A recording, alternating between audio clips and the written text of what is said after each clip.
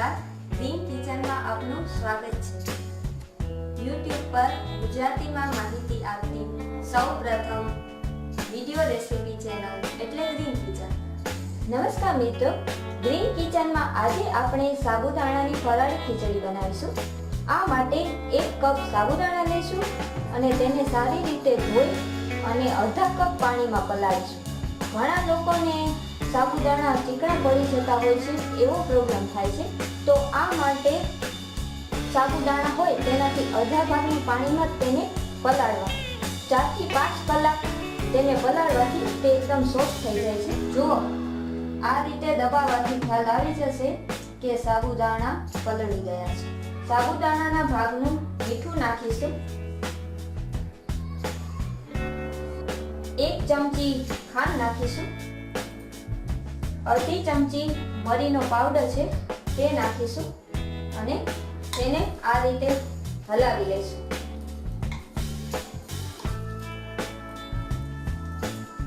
પાણીનું પ્રમાણ યોગ્ય લીધું હશે તો જ પલાળ્યા પછી આવા છૂટા રહેશે। હવે અડધો કપ કાચા સિંગદાણા શેકી લઈશું।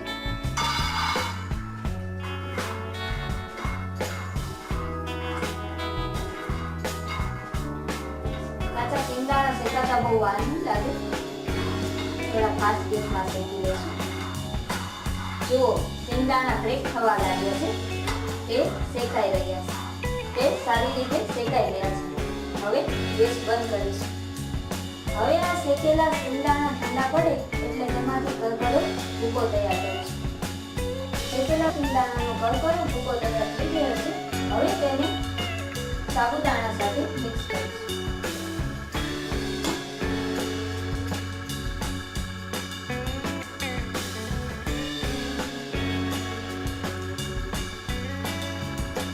હવે 2 નંગ બાફેલા બટાકાને નાના કટકામાં સમારી લીધા છે। હવે સાબુદાણાની ખીચડી વઘારી લઈશું।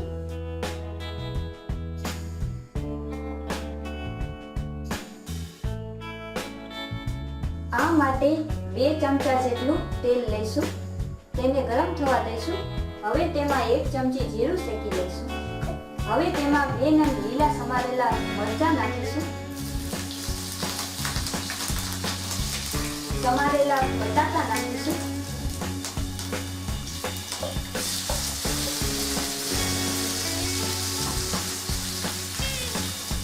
5 ચમચી હળદર નાખીશું, બટાકાના ભાગનું મીઠું નાખીશું, સારી રીતે હલાવી અને સાબુદાણા અને સિંગદાણાનું મિશ્રણ ઉમેરી દઈશું।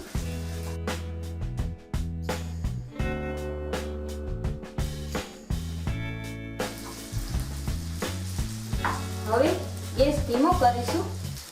1 થી 2 મિનિટ માટે તેને હલાવીને શેકીશું।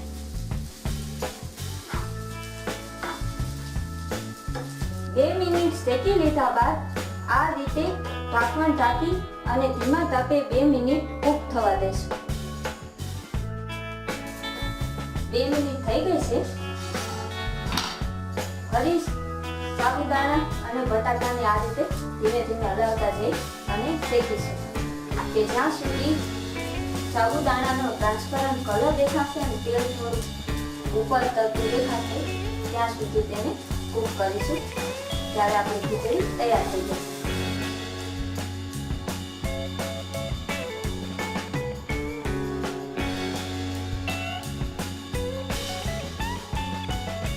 જો સાબુદાણા ટ્રાન્સપરન્ટ કલરના થઈ ગયા છે, હવે ગેસ બંધ કરીશું। સાબુદાણાની ખીચડી તૈયાર છે। હવે તેમાં અડધા લીંબુનો રસ ઉમેરીશું,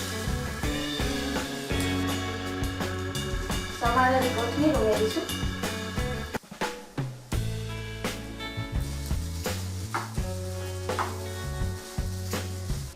તો તૈયાર છે ઉપવાસમાં ખવાતી સરસ મજાની સાબુદાણાની ફરાળી ખીચડી। તેને કોથમીર વડે ગાર્નિશ કરીશું। અને હા, સબસ્ક્રાઇબ કરવાનું ભૂલતા નહીં।